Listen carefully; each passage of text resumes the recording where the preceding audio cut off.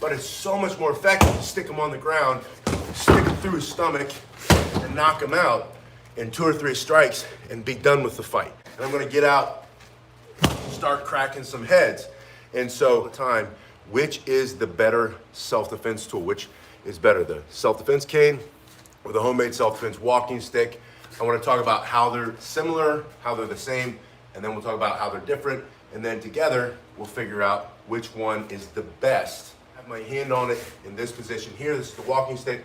I simply point it at the threat, and then I can immediately thrust to address the threat. From here, thrusting straight in, I can strike the eyes, the nose, the mouth, anything I can remove for self-defense. After the thrusting motion, you also have this chopping motion. So you're gonna chop down this way, you can slide your hand down and bring this forward, striking to the other side of the head.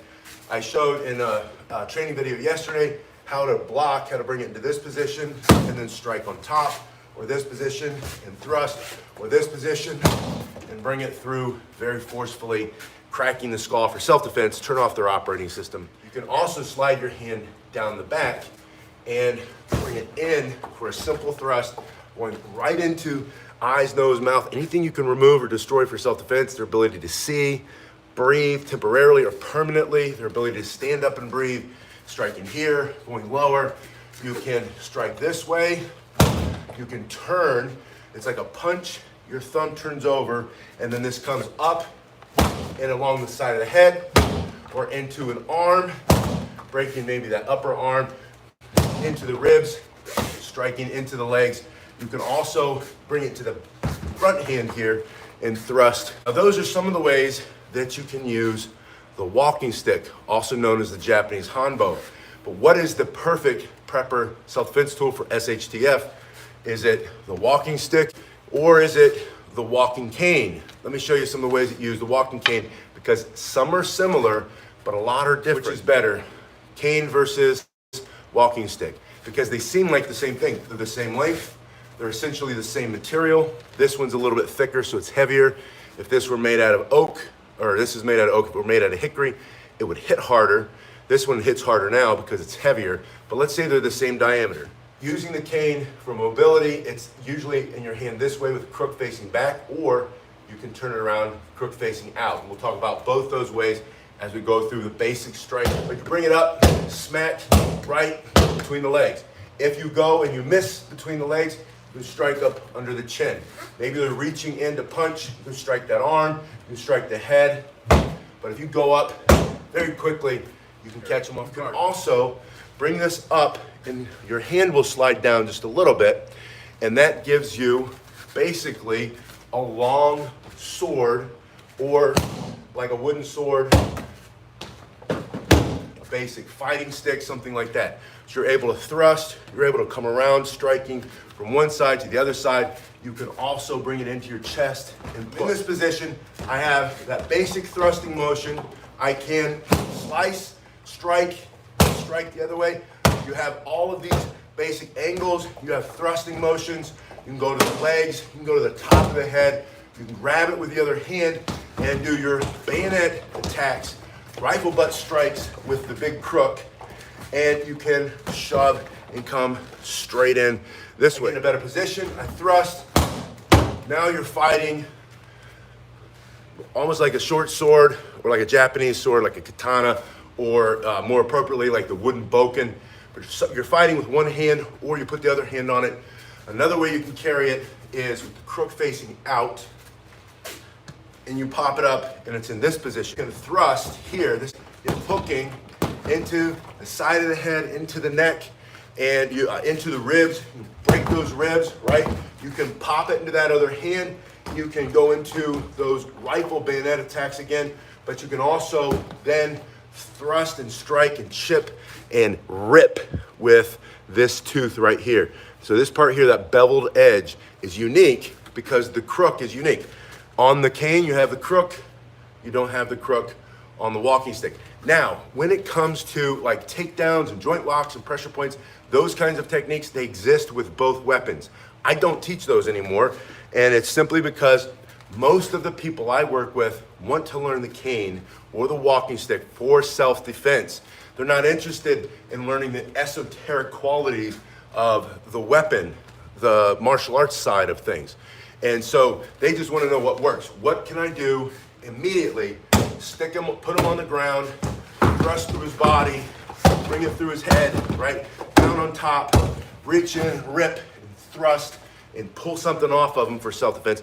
That's what people want to learn from me now, not necessarily, you know, and I still do some forms where we're moving and, you know, you're learning combinations for fun and for disguising repetition, but it's more about self-defense. I'm teaching self-defense. I don't care so much about all of the cool, I love the martial arts for the martial arts, but self-defense is not martial arts, it's different.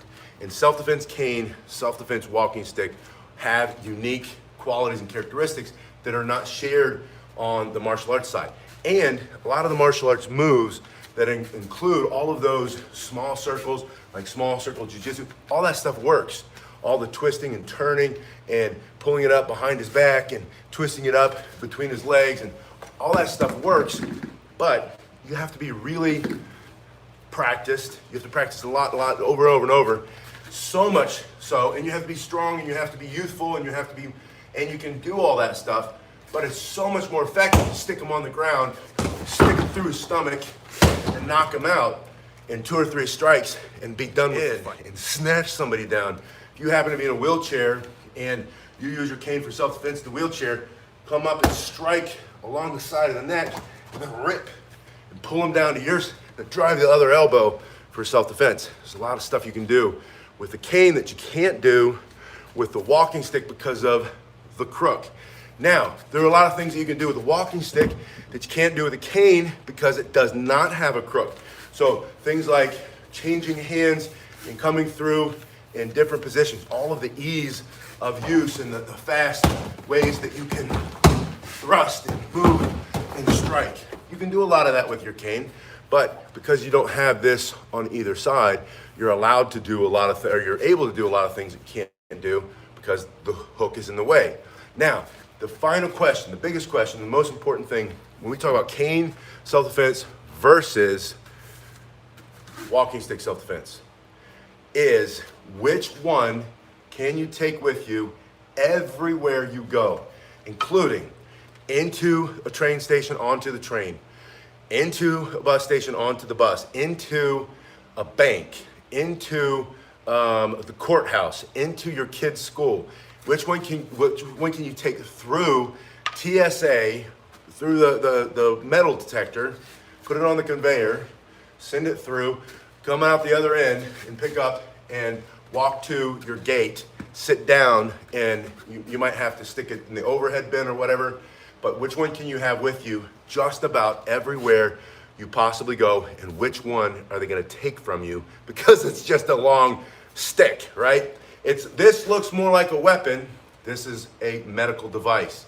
And that, for me, settles it. Cane is the perfect prepper SHTF self-defense tool for when you want to blend in with a crowd, when you want to have something that you take with you everywhere you go. Now, I also carry this. I've got one of these in my car.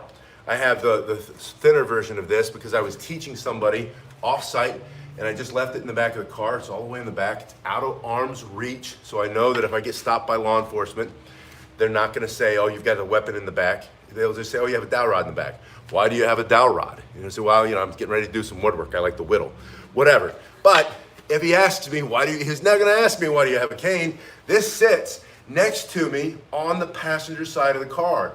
If I have this on the passenger side of the car, they think that I must think I'm Sheriff Buford T. Pusser and walking tall, and I'm gonna get out and start cracking some heads. But this, even with that beveled edge right there, and this is made out of oak, you can see in the first link below how these are made, what the dimensions are, and how relatively inexpensive these are. These are really inexpensive considering the fact that they're not gonna break and you're gonna have this forever. And you spend about $40 for something like this, or splurge and get yourself a fancy looking one